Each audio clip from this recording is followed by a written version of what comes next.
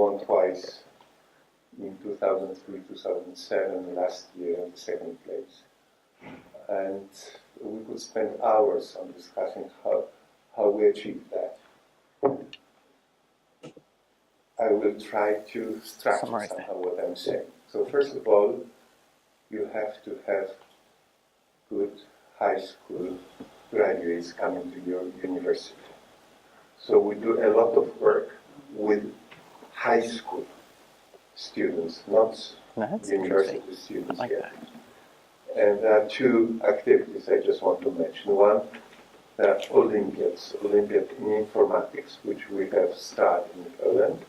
You see there are 3 Polish teams now in this final, and all 3 coaches and co-coach Krzysztof, all of us are members of Polish Olympiad Committee. We have started it, and we know the guys before they end university. Secondly, we have such an institution in Poland, which is, I believe, unique. For over 30 years, it's called Polish Children Fund, and takes care of gifted children, about 500 a year. A scholarship is not money, but scholarship is just helping gifted kids to develop themselves in their own environment, not to isolate them, but to help them to develop in their own environment. And it covers everything. Piano players, ballet, sciences, and also most of our contestants used to be scholars of Polish Children Fund. I'm chairing the fund. I'm involved in it for 25 years, maybe more. So the first thing is to become involved on a lower level. Secondly is to make your university attractive, that the best come to you, or majority of the best come to you. It's like a black hole. And then you have to create an atmosphere, a proper atmosphere. You see, in the Institute of Computer Science at my university, half of the employees are previous contestants. Wow. Some of them went pure scientific track. For instance, the winners from 2007 in Tokyo, 2 of them got PhD at my university, and both the PhD are on a very high level. One is actually expecting an award by the Prime Minister. And when I participated in the defense of that thesis, I asked the guy, do you see any relation between the contests and your current scientific deep research and work? And he said yes.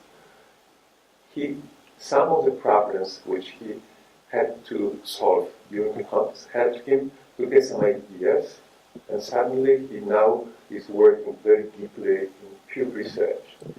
Some of them became businessmen. I'm tracing what is happening to this 50 guys, because you can repeat twice in the final. Half of them went scientific track and quite successful, being professors, sometimes getting PhD in different institutions, but coming back to my institute. That's what I'm happy about. For instance, a case, a finalist, twice he was in the final, and he got his PhD in Denmark, in Aarhus. Then he spent a couple of years in Great Britain, and then came back to Warsaw. Now he's a professor in the institute. So you see, there is such a, this contest is not a goal. The contest is just helping you to develop, to become interested in something, to develop your skills, and to understand, to see that you are as good as other people are in the world. You can compete with everybody. You can win with everybody. And it helps. And so what we do, let me give you another example. Year 2008, by the way, we have now a Polish contest. So we sent 5 teams for the Polish contest. 3 were very good. 1 was so-so, and the last one were just new students, just freshmen. The contest is in October, and they started as students October 1st. And the results on the Polish contest, The three teams took first, second, third. The fourth one, sixth, and the youngest, 14th place. Then we had the Central European contest. We got 3 slots, so we, of course, assigned the first 3 teams. But suddenly we got a message, you can send more teams. So we said, all right, let them practice. And can you believe those 3 guys, on the first year, they won. They won Central European contest. And it was a disaster, because it was not a team. It was not what you mentioned here. Each one of them was very good. Each one of them was a winner of Olympia. But they just had a good day. Okay, They solved the same number of problems as the one which was supposed to win, but in a shorter time. Yeah. And we have a severe problem because they couldn't work together. The youngest one was 17 years old. We had, during practice sessions, we had sometimes called the ambulance and take someone to a hospital. Oh. So it looked like it would be a disaster during the final in Stockholm. Yet somehow we managed, and we got a silver medal in Stockholm. And by the way, 2 of those guys are now in this contest. They were first year, and now they are finishing the study, and they advanced to the final. Another example. I had one extremely good guy, the one whose PhD now is probably will get the highest possible award in Poland. Wow. He was a sportsman. He was practicing a lot. And he became involved in the contest.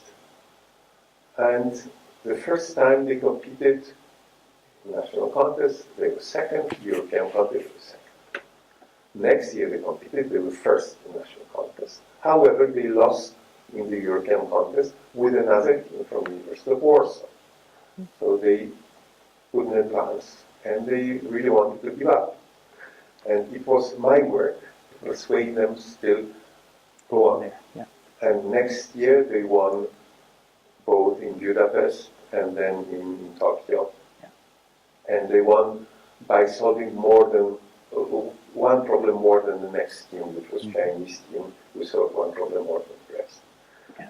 Extremely good team. They advanced next year to the final. It was obvious they should get a medal or win. And it was too much pressure. Too much pressure. So sometimes you may have extremely good team, because I do agree with many points which you mentioned. It's not just individual skills, it's not enough. You may have very good individual students, but it is a teamwork. A teamwork, they have to like each other, they have to spend time together, they have to find a leader by themselves. The authority who will decide, especially in difficult situations, like someone is stuck on a problem, or you have to decide who gets the keyboard at the end of the contest. And it should be not us who tell he is the boss. They have to find the authority, because otherwise it won't work. It won't work if sometimes we had a team with one extremely good student. But if he had a bad day during the final, everything went down.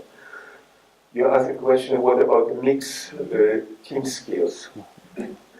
According to our experience, it's important that each one of them is more or less equally good, however, has speciality. One likes a lot of mathematical problems, one likes a lot of other problems, etc. I like the dynamic so programming. that at the initial state, when you share the problems, you can easily distribute who takes care of which one. However, if something goes wrong, you know that another guy can overtake it and go on with the problem. They have to be good friends, as I said. Go to pizza together and like each other. Otherwise, you have no chance to win. You may have a very good team, but to win, you have to have a lot of things together. Willing to go further for your friends. Etc. And a good day and good set of problems and so on and so on. So the way you select members. I started in '94. I learned about the contest just by chance in Amsterdam, so I grabbed 3 of my students whom I knew from high school, whom I taught everything myself. They went to Amsterdam, we knew nothing about the contest, and they won. It was a big surprise. Next year, I split the team into two and added my previous graduate from high school. It started Central European Contest in Bratislava, one team won. Now it is as follows. In October, we have some 50 to 60 young people eager to compete. We make a competition for individual competition, we make also a competition for teams, and we select teams for national contests. How many? As many as we get slots. If we get 5 slots, we have 5 teams. If we get 10 slots, we have 10 teams. No problem, because we have more candidates than the possibility. Can I ask a question at this point? Do the students that don't make it in the slots still stay to train with your other team members? They don't. Okay, thank you. No. The real training, the real practicing is for those who advance to the final. Okay. That's when you organize something for them, and a lot of training. Okay. There's a lot of training. We send them sometimes for a week, for 10 days to a remote place. They just train every day, and this is basically the repetition of the contest. So you ask about sport. Of course, it's a sort of sport. You have to practice. Without practicing, there's no chance to win. They go often to Russia now. They were invited by Russians to compete together, and there are camps sometimes in Poland. Those of you who went to Poland last year got a big book about problem solving. So we have developed a sort of school, I would say, which has very many side effects, very important side effects. Big IT companies first try to treat Poland as a market to sell things. Then they try to pick up the best. It didn't work. Now what they do, they open research and development centers in Poland. This is the third business in Poland, if you count the number of people being employed. And it is recognized. When we won in 2003 in Beverly Hills, some of you may remember, it was the time of Oscar Awards, and we stayed at the same hotel where the actors were staying, so lots of journalists came. And they were shocked. They said, how come the University of Warsaw is winning? Some of them were looking on a map of the United States where it is Warsaw. If they learned it is in Europe, they had some problems to find Europe on the map, some of them. And I remember two things. One, there was a journalist who came to me, you might be very surprised that your team is leading. I said, why? You come from Poland. I said, yes, of course. We came here having two objectives. The minimum and maximum. So what were the objectives? I said, the minimum to win. The maximum to knock down the rest. And that's what we try to do by winning, solving more problems. But this caused a lot of strange side effects with this particular contest because the journalists made a big noise about it. So it became known on a very high level in Poland. The president of Poland those days invited us immediately, and in his New Year's speech he mentioned about it. And as I said, companies became interested in Poland. There were many articles in business journals saying, don't knock to the door of China and India only, look at Warsaw, because they are gifted kids into that place. Top Coder, you remember Top Coder, the contest that started some 10 years ago. It had a ranking individual, university and country.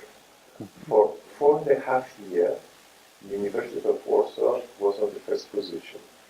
4.5 years with ranking change every week. Now we are on second or third. It's lost popularity. But again, it caused big question, how come? Why were successful?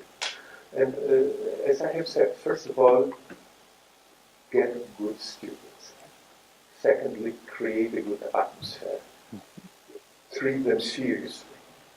We have lectures which are seminars, which are related to problem solving. And remember, this is not a goal. It helps you to develop a school to have a good science, etc. I'm sorry, I'm talking too No, this is wonderful. Thank you. Thank you very much. I heard some things that